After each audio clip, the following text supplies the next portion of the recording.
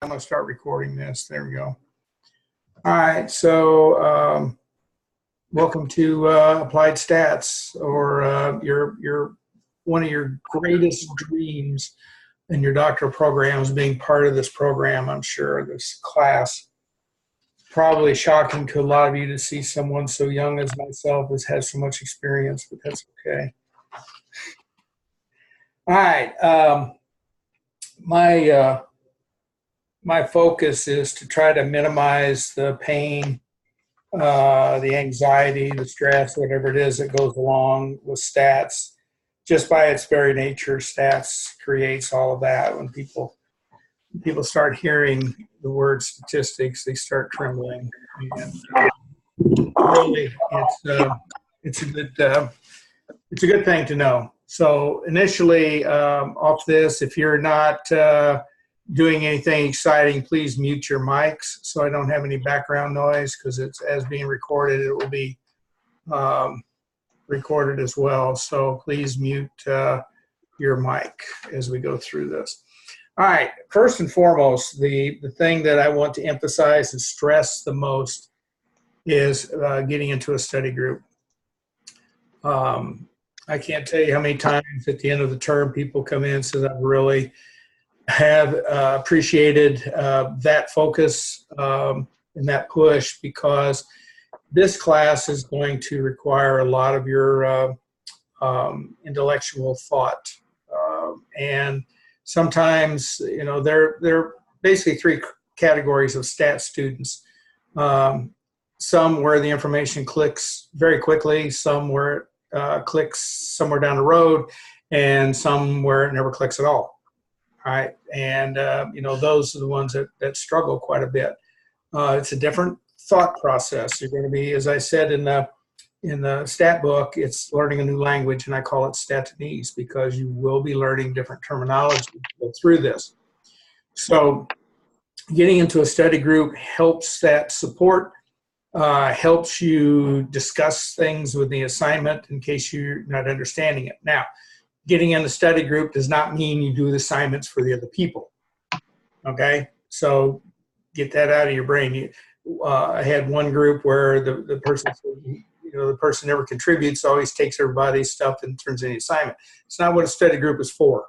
Okay, study group is to help discuss and explain some of the stuff. Everybody does their own work, but at the end of the day, when you meet, you can compare notes and see what everybody thinks, and as you go through this. So study groups, I'll emphasize that all the way through. One of the questions I'll ask somewhere down the road, if a person is having difficulty with the terminology or the assignments, the first question I'll be is, are you in a study group? If the answer is no, then I would strongly encourage that person to get into a study group. Because in my experience, I can count on all my fingers, or all my hands minus all my fingers, and one thumb, the amount of people that can understand statistics without assistance. Okay, it's statistics is not an exact science, but very precise. The course is a lot to do with following directions, as much as it is the calculations. As you will see in the you should already have the preview of week 1 announcement that tells you everything you need to know and to do. Okay, don't deviate from that. Okay, I do that because I want you to understand what's being expected. Also, there'll be a template that's with that. Now, template serves two purposes. One, it puts things together so you know what needs to be answered, because they're highlighted in yellow. Now, I've already put in a change of some of the assignments, but it takes a full term before that to take effect. So you'll see some differences in what the assignment says and what the template says. Always go with the template, always, because that's what's going to be graded. All right. So I want to make that very, very clear. Use the template. Don't deviate from it. If you want to copy it and put it on, if you can't work it in Excel and you want to copy how it's placed in Word, use it that way, that's fine. But don't change the format of the template because it tells you precisely what you need to answer with the yellow blanks. Every yellow blank has to have some type of a calculation. So especially, and I think it's assignment 2, maybe it's assignment 4, I don't know. But there is a difference from what the assignment says to what the template says. And I keep telling you in the preview announcement, use a template, use a template, use a template. And there are people who use the assignment. And I'm not grading the assignment, I'm grading the template, okay? So unfortunately, next term, it'll all be up and the template and the assignment will be the same. But right now, it's not. So we have to do with what we can. So I'll remind you each week, a template will be attached. The only weeks that there won't be a template will be, I think, week 3 and week 10. The rest of them, there'll be a template that you need to use. Also, please make sure, like in week 1, there are 2 assignments. There's an analysis assignment and an application assignment. The analysis assignment is uploaded in the analysis. The application, which is the Excel template, is uploaded in the application. Do not reverse them because they'll be counted as a redo and it's 20% off. It has to be the analysis in the analysis section, application in the application. The reason being is in accreditation, that's what they're going to look for. Because they'll say, why are you grading analysis in an application? And so, as I say, it's as much about following directions as it is a calculation. So please make sure. I put that in the preview announcement where each one should be uploaded. All right, I gave you a template to use for the analysis part. Yeah, it's 4 pages. 2 is what the assignment says, the minimum. I always look at it as if a doctoral student does a minimum, then we're not really gaining anything as a doctoral student, okay? Doctoral student has much further expectations of that. So you don't have to do 4 pages, but certainly the amount of detail according to the rubric can't be answered in a minimum of 2. And people also take a look at references as being a page. So I mean, you have to be the judge of that. The thing that I always look for is there a minimum? And if that's a minimum, then that's what people do. Then you're gonna have a lot of difficult time going through your proposal because minimums are not good enough in a proposal. Okay, in a dissertation. There's a lot more expectation there. So if you totally flub an assignment, then sometimes you just forget, you upload something. I've had people upload a leadership assignment in an application, stats. It goes to a redo, and the redo is 20% off. So the reason for that is you need to focus on what you're doing. This is not one where you just haphazardly go through the 10 weeks. You're going to have to focus and maintain what's being asked and what's being, the guidelines of what's being done. You follow the preview announcement and do what the assignment expectations are. You have no problem with it, except the understanding part, and that just comes with time and practice. So follow the directions that are given in the preview announcement. I spent a lot of time putting these things together over the years to try to make sure people understand exactly what's expected of them. And sure, there's going to be several that are going to just do what they want, and unfortunately, you can't do that in a proposal or dissertation. You don't do what you want. There are certain guidelines and specifications that you have to do. Another chore that I have with ACE is I read dissertation proposals. So I'm a member of the DRR group, one of 3. So we read the proposal, and if it's not where it needs to be, it goes back for review and rewrite. And I've had some that are on their 4th rewrite simply because they don't follow directions. And the directions are there because they're stipulated by the university and by the accreditation agency. So it's not to make life hard, but sometimes a doctorate's referred to as a humbling degree. You have to humble yourself to get through, and that means sometimes biting your tongue and do what is needed to get done. my youngest son is in a doctoral program at the University of Minnesota in epidemiology, and we converse all the time. And he said, well, they want me to do this, they want me to do that. And I said, son, your goal is to get a signed dissertation. Do what the committee wants and get through. That's it. I mean, that's your goal, is to get a signed dissertation.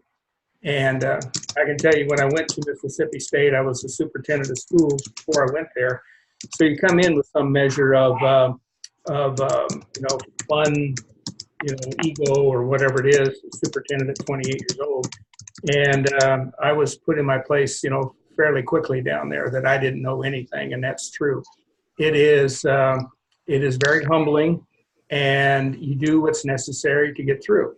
So following the directions is a very critical part of what this class is about. So, for example, in the week 1 assignment, you have you do the mean, median, mode, sample standard deviation, and sample variance. People are going to go through all this, and they'll give me the population and the standard deviation of population variance. That's not what it asks for, so it'll be wrong. It asks for the sample standard deviation, sample variance. But the other component of this is this thing called pocket change. And the pocket change in the original data is in cents.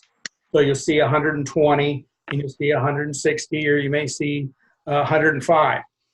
That's the data. That's the original data set. You don't change it by putting it $1.20 or $1.60. You don't change the data set. So at the end, when you come up with the sum, if the sum is 9060, it's not $90.60. That's wrong, right? You change the aspect of what the variable is. You keep pocket change as cents. So it's 9,060.00. That would be the answer, not 90.60. So those are the things that you have to, focus and look at. Now, it tells you that. It gives you example in the preview announcement of that.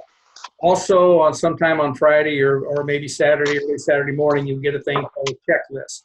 So the preview announcement tells you what to do and how to do it. The checklist reminds you that this is what you should have done.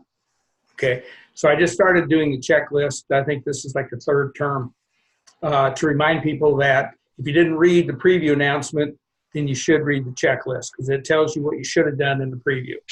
Okay, so I had one student, and it was last term or the term before, said, why are you giving us extra work in the checklist? You already told us what to do. This is what we're doing. Now you're giving us extra work. And I said, no. Look at what the checklist says. It doesn't say redo. It doesn't say add to or delete from. It says, did you do this? Did you do this? Did you do this? Make sure you did this. So if you didn't do it, then yeah, it's going to be extra work. But the checklist is just a reminder to make sure that you did what was what were the guidelines in the assignment. You have to get my cheat sheet here. All right, the class is basically divided up into 4 phases. So the first phase is the review phase, and that covers basically chapters 1 through 4. That's where you need to accumulate your points. So don't be messing around with, half doing an assignment or whatever it is. This is where you need to accumulate your points. Chapters 5 through 7 is the understanding part. Chapter 5 starts with probability. Then we get into hypothesis testing and transformation of data and z-scores. That's the understanding. That's kind of the foundation of what stats is all about. Probability is basically what stats is all about.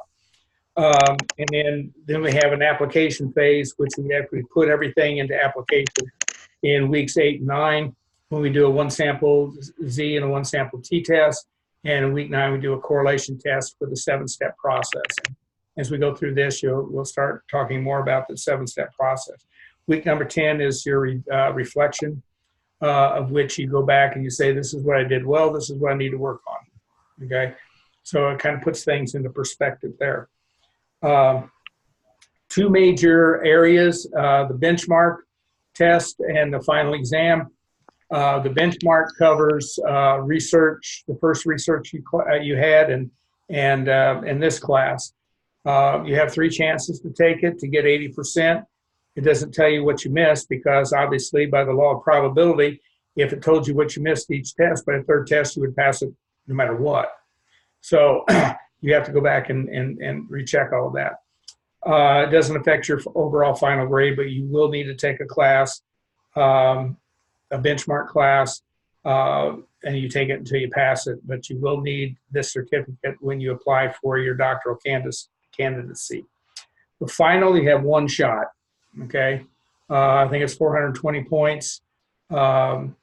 So it covers the bulk of the course. It covers, I think, everything weeks one through 9. The experience that I have is that a lot of people take the benchmark in week 9. That frees them up to study for the final exam in week 10. Please do not take the final exam early. I had one student take it in week 2 and says, well, I failed it. And I went, well, duh. There's 8 more weeks of stuff that we haven't talked about yet. So anyone to know if he can take it again? I said, no, once you take it, it's done. So please do not take this final exam until at least the end of week 9. Okay.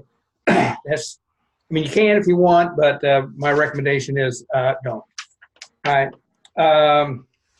Discussions. I think it was announcement, let's see. It was one of the preview announcements I talked about the discussion. Maybe it was announcement 7. But it kind of gives you an idea that at this level, we're not looking for a paragraph in your main post. I mean, that's not even minimum.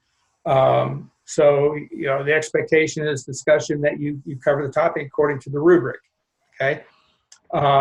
So your response posts to 2 colleagues need to be substantive. It shouldn't be just one sentence going, gee, thank you, that was really good, or gosh, I learned a lot from it, thank you so much. I mean, it's not substantive. And of course, that gets, that's part of the rubric as well. Please make sure that you put the person's name you're responding to. I had a student before that just said, hi, you did really well, yada, yada, yada. And I go, who are you talking to? I can't find who you're talking to. So it took a couple of weeks and a few point deductions, but the person did start putting the people's name that they're responding to. That's what's critical, okay, so we can follow that. I'm not the only ones checking this. The university is also checking the discussions because they have accreditation review every few years, and they have to make sure everything's where it needs to be. Late work, I think that's one of the preview announcements too. That's university policy. It's 10% if you have posted something late, like a discussion or an assignment, unless stipulated by the instructor. And I've been known that like on Labor Day, assignments, instead of me doing Sunday, we're due Monday. So I can do that because I don't want some of these things interfering with holiday and family. Upcoming Thanksgiving, yeah, we'll make certain exceptions on that as well. But any other time, please do not be late with the main discussion, which is Thursday, and any of your assignments, okay? Because that's automatic. It shows up on there and as a late discussion. I would read announcement number 1, which is how to be successful in this class, and I would read it several times because I started writing these announcements because I kept getting 500 questions of the same thing. So instead of answering the same thing 500 times, I just put, here are the announcements. Here's how grading is. Here's how you round. Here's the rounding rules. Here's how you do 2 decimals in Excel, all the way up down the line. And the last thing I put in there was how to be successful in the class. And I go through and I try not to pull any punches with it, because there are people who are really stuck on this 4.0 thing, and they have a conniption fit when they get an 80 on an assignment. It's like the end of the world.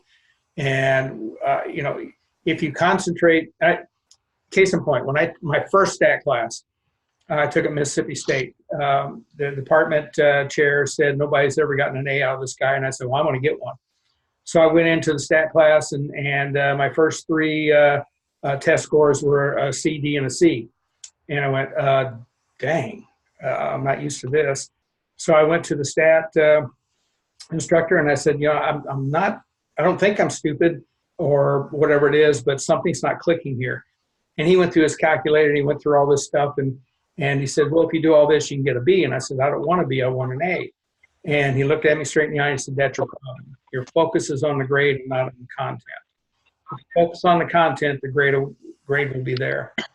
So I entered Mississippi State to get my doctorate in order to be a superintendent at a larger school. But once I took him for stats, I wound up getting a 92 on the final, which his grading scale was the average of all tests and quizzes or the 4-hour killer final exam, whichever was higher. So I scored a 92 on it, got an A. Took him for stat 2, stat 3, research 1, 2, and 3. Changed my whole course. I went to higher ed.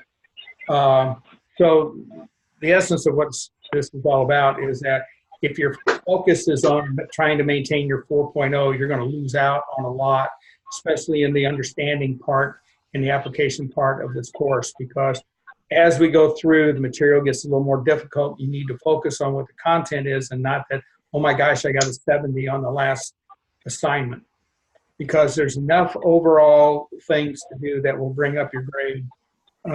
So one fallback is not going to totally destroy you as far as grade wise.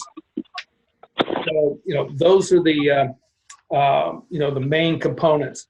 Now each week, usually on a Sunday, I'll give you the preview announcement or preview of the assignment for the coming week. And I'll also send you an email that has a portfolio item. Now, portfolio item is exactly what it says. You should be maintaining a portfolio with this. Not that you turn it into me, but this is stuff that I've put together that will help you down the road as you get ready to write your proposal.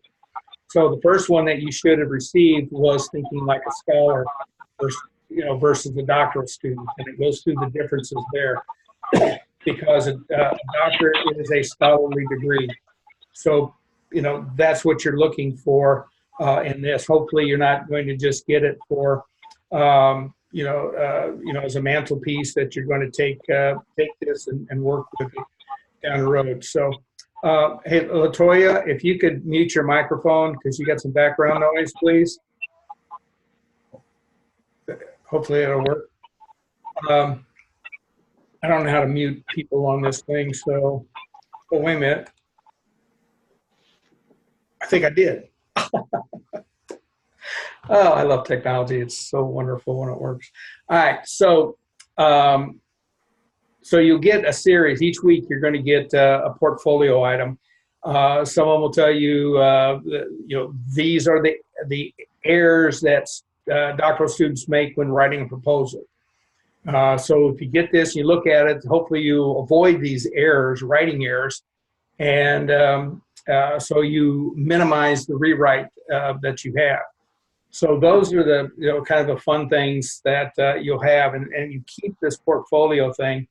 The last one that you're going to get are questions that you need to have answers to in your proposal or final defense. If you can answer these questions that's relevant to your study, have a quantitative one and a qualitative one. If you can answer those questions, you should breeze through your defense, because that's what the committee is going to be looking for.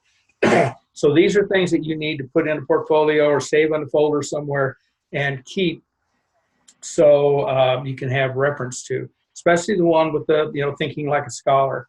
There are people who's going, okay, this is just another class. This is just another thing that I have to do in order, and I get my doctorate, I get a pay raise.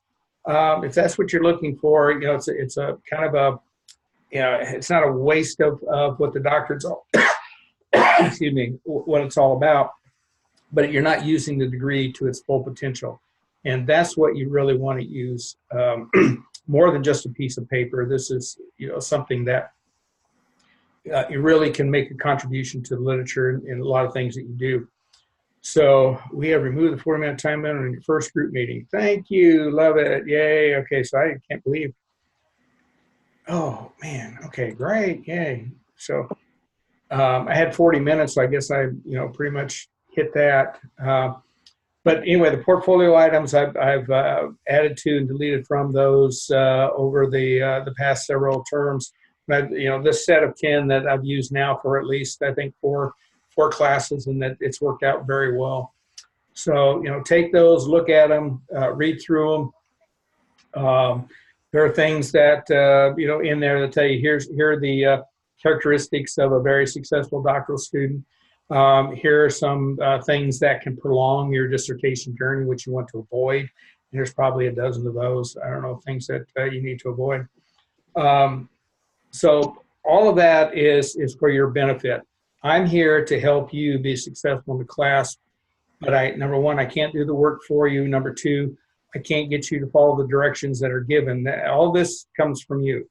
One of the things that I do ask and do request, and I put that in one of the announcements, is called emails. I don't mind emails, and I try to respond to them very quickly, but please be professional in there. I'm not a kid at this. I've been doing it a long time. I designed the course. I designed the second course that you'll probably be taking down the road. So I'm not a beginner. So the assignments are not tricky. They're straightforward. They're direct and to the point. That's why a study group is I won't say critical, but it's helpful. So if you have trouble understanding what's being asked, you can ask some of your colleagues, and that will help you down the road. Because there's nothing tricky about the course. Some people, the ones that I get the harsh, the abrasive emails are the ones that are doing very poorly, that won't follow directions and just kind of go off on their own tangent. And that's unfortunate, because all they have to do is just do what the assignment says. Okay. It's almost kind of like do what Simon says. No, it's do what the assignment says and indicates. And, it's all pretty straightforward. I'll answer any questions, but I'll do it in a professional manner. And if the emails get out of hand and it goes beyond me, and I'll send them, forward them somewhere else. So just be professional. I gave you the CARE principle: courtesy, appreciation, respect, and encouragement. And that's what I operate from, and that's what I would hope that everybody else operates from. So like I say, I'm here to help you through this. Some it will be challenging, some it will be very challenging, and some it will be okay. Well, I'm all right. But I do encourage you to get into a study group, because number one, it's going to help you in the long run. Number two, you develop a lasting relationship that you can take all the way through your dissertation journey. It's really kind of neat. And I can tell you, I was in a study group of 6 people, and in stats, and usually one person, could figure out what the prof said, in the class, and that really helped. And we got to talk in talking about, the expectations, everything, comparing notes, and it really was an encouraging component. Everybody gives encouragement within the study group. So last term I had 2 of them that were constantly, emailing me, telling me how they can't they can't wait to get to their study group on Sunday. That's so that's really good. That's what you want to hear. All right, so I've got a few minutes. Open it up for any questions. How do you assign study groups? I don't. There's no way for me to do that. I give you time to do it now. You just get in the chat room and go, hey, does anybody want to get in a study group? Here's my email address. Go for it. And I wouldn't have a study group any more than 6 people, because it becomes cumbersome. 4 is not too bad. 4, 5, and 6 are pretty good groups. Last term I had a Zoom conference solely for the development of study groups. But I was trying to see if we could do it on this go around. So there's also a thing called Coffee Chat, that if you're not in a study group or you're having difficulty, please use Coffee Chat. And please check Coffee Chat, because there are people that may have difficulty and have a question, and you may have the answer. Don't give them the answer. Just like, I can't get my Excel data to round to 2 places. Well, I gave an example in, I think it was announcement number 9, on how to set Excel, but everybody's Excel is a little bit different. So, you're going to have to make adjustments down the road. This way you can do that. Oh, having a cat and dog fight in here. So anyway, that's the that would be my recommendation is the coffee chat, check it quite a bit, and then get into a study group. So let me open it up for questions, what you might have.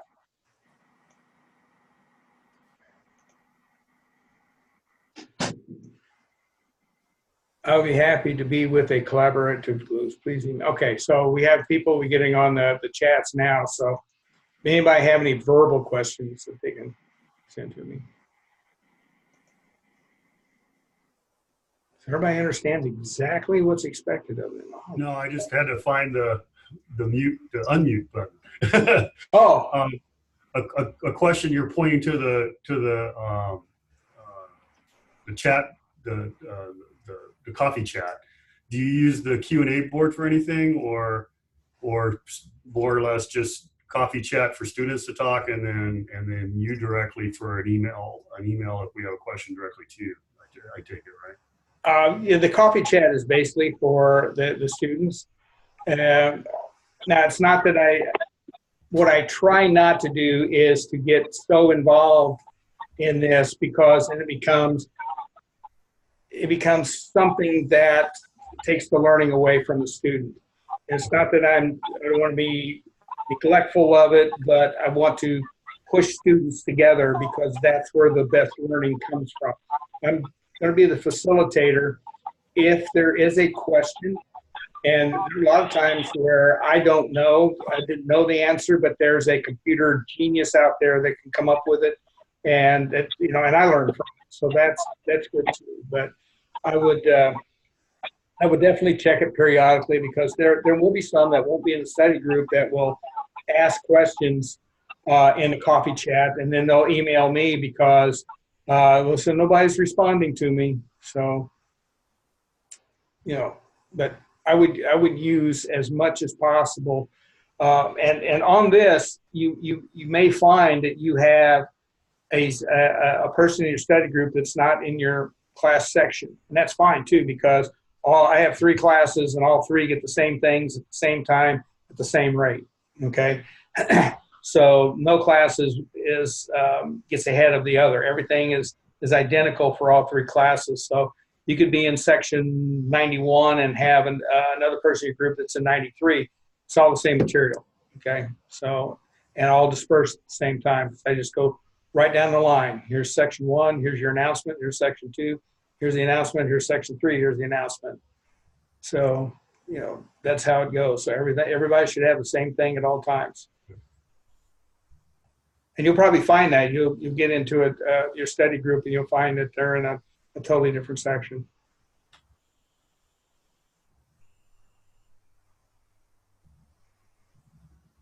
Anything else?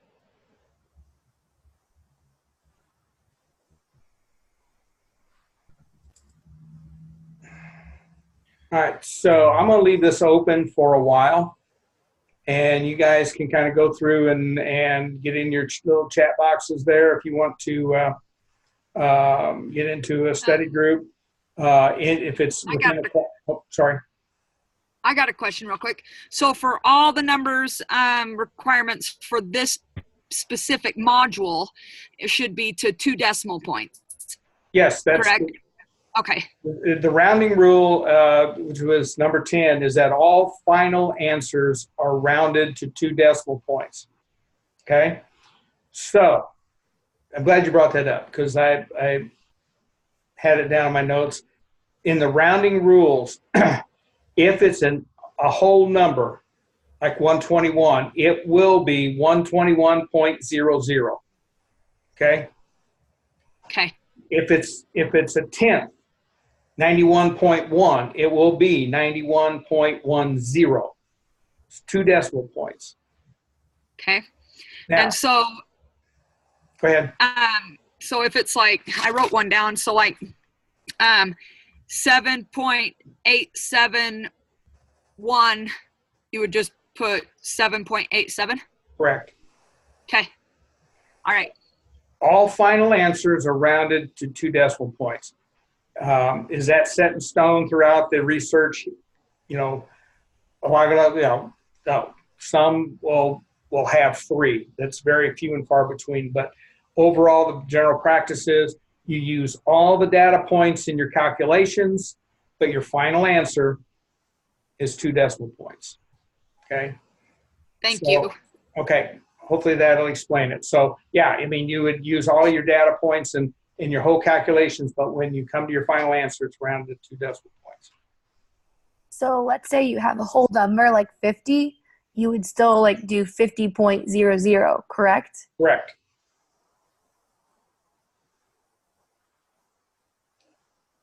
And that's consistency. Okay. So if all final answers are rounded to 2 decimal points, then all final answers are rounded to 2 decimal points. You don't, well, this didn't have, this was a whole number. Well, then that doesn't mean that all numbers have to be rounded. No, all final answers are rounded to 2 decimal points. So everything in your application assignment for week 1 will be rounded to 2 decimal points. And that's why I was stressing the pocket change. If it's 9060, it's not 90.60. Okay? Because it changes the standard, changes the variable. The variable is in cents. And so it becomes 9060.00. Now, it brings up another point too. I have the template, all the numbers are there. There are some people that want to transpose and make their own little thing, and that's fine too. But what usually happens when you start transposing numbers is that you write 25 instead of 35 for something. And, then you write 181 instead of, 111, and it throws all your calculations off. So people have a very bad habit of not checking things. Okay. You can't take things for granted in the course. So I have it said, well, I thought I uploaded this. No, sorry. Now it's a redo. You've got to be focused. All right. Double check, triple check. Don't assume that you typed in all your numbers correctly. It's the other advantage of having the template. The numbers are already there. And it's in Excel, so all you have to do is follow the rules of getting a mean, median, mode, sample standard deviation, sample variance, and you'll have all of that. So I've tried to make it, I've tried to streamline it a lot, but there's some that want to make it a whole lot more difficult by creating their own little thing, and that's fine. Just make sure that you're not, all your data from one is transposed to the other, because that happens a lot in research, is that they have, the transposing errors where they're not transferring the data correctly from the raw data into the Excel program, and it throws off your research results. So please make sure that you double check, everything that goes up. I'll keep bringing this one term word up virtually all through the term, and that's keep your focus. You got to keep your focus. You can't be distracted. You can't assume that you upload the assignment that it's all completed. Check, double check, triple check before you upload it and post it. All right. Now, if you upload it on Friday and I give you the checklist and you go, oh, I didn't do this, well, you can upload it again. It's not a big deal. They'll take the place of the one you just uploaded. So, but after Sunday, then you can't upload it anymore. Okay. So you can upload it as many times as you want. So if you make a correction on it, you can upload it. That'll take its place. But you've got to double check. A lot of the errors that I see that people lose points unnecessarily is that they just don't pay attention to what they're doing when they upload, and the assignment is not uploaded, fully. They forgot to do a section, or they understood what it was asking, and it went off on a totally different tangent. So that's why it's important for the study group, so everybody kind of gets an idea and understanding of what's happening. All right. How about anything else? I want to have fun this term. Hopefully you will too. I enjoy what I've done. I've done this for let's see, 1988. How long is that? My gosh. 2008. And 31 years I've been teaching stats. Oh my gosh. And I only look 28, so that's not bad. So, Dr. Dunn, yes. I have one more question. So the book that you're referring to, I looked in the modules, just in the ACE library. Is that the book that you're referring to? The one that's uploaded in the modules? Yes. Okay. Just wanted to double check and make sure it wasn't additional or something. All right. Thank you. No, what I did was I took the chapters that I wrote and I made PowerPoint presentation, teaching material out of it. Went down to Dallas and I filmed, did the video for the each module. So I was there like 2 days doing this, and I'm telling you, teaching 10 weeks in 2 days, it gets really tiring. Okay, but the video does to me, I think it does a really good job of explaining it. The chapter goes in, maybe going to the written chapter may go into a little more detail because, so it's the nature of what it is. I can write more than I can present, in a PowerPoint aspect of it. So I would the video definitely, and then follow up with reading the chapter and it should give Thank you. The background. Absolutely. Doctor, Yes. you're talking about the Excel templates. Yes. I did see a sheet that you have. It's a PDF. I did not see anyone that is in Excel. Should be on the announcement that says should be an Excel template with the preview announcement. Okay. Check that. If it is PDF, then I clicked the wrong button, but I think it was the Excel. Anybody else get it? You had both of them. You had a PDF on one thing, and then you also had the Excel sheet on a different thing. The PDF was the number sequence. Well, yeah, the PDF was, I think, the template, the example of your analysis assignment, and the Excel was the application. Thank you.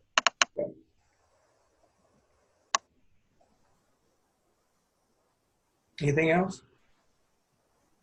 Wow, I went to 41. No, I put on chat, so I had 41 people. 35. It's not bad. It's about half the 3 classes. 35, not bad. Anything else while people are still rummaging with emails and so forth?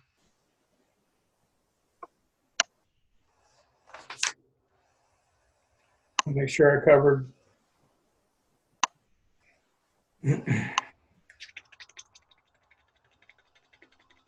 Yep, I think I covered everything on that I wanted to cover tonight.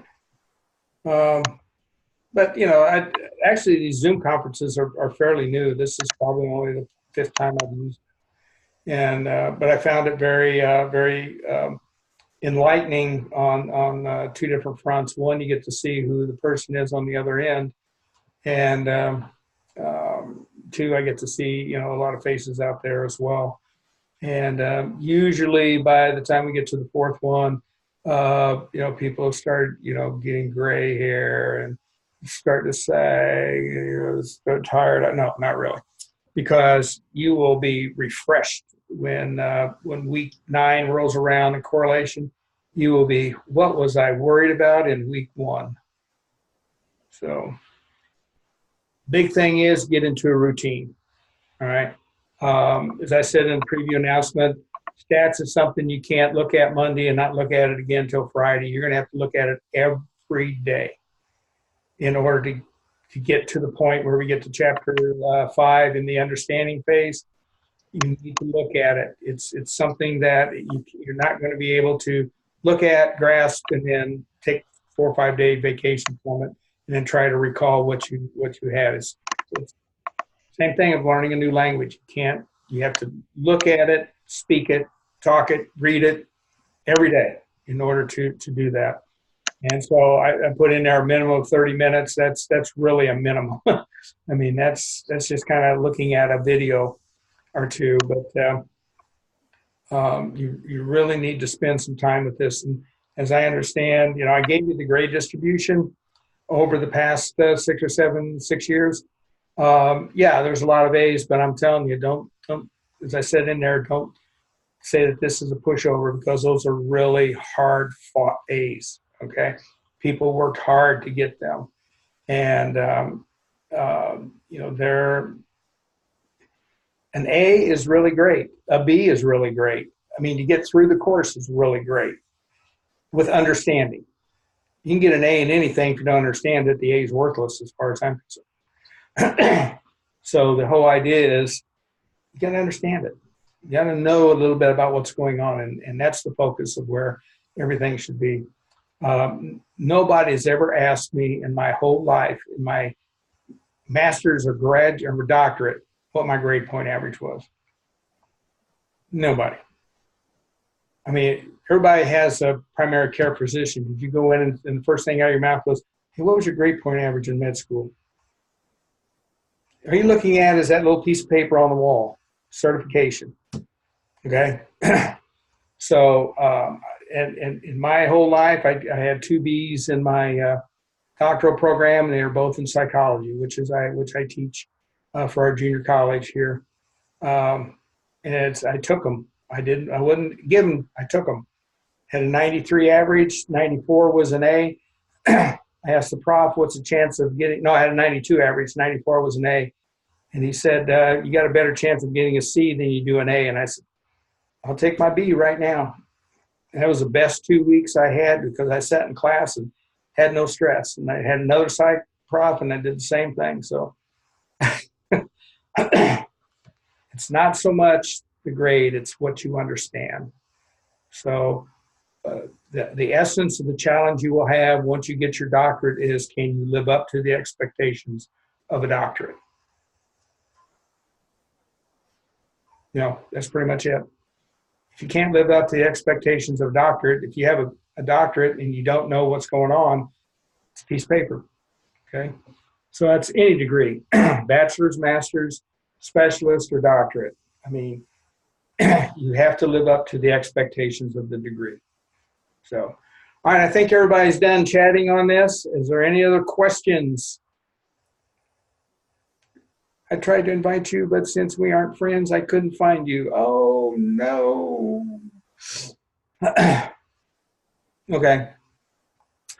Well, those who didn't get into a study group this time around, go into your coffee chat and start throwing messages out there of inviting people, and we'll go through that. So anyway, if there's nothing else, I will stop the recording, and you should see hopefully a copy of it either tonight or sometime tomorrow. Okay? Anything else? Thank you very much. Hey, have a great term. Have a great week. Get into a routine and Thank you.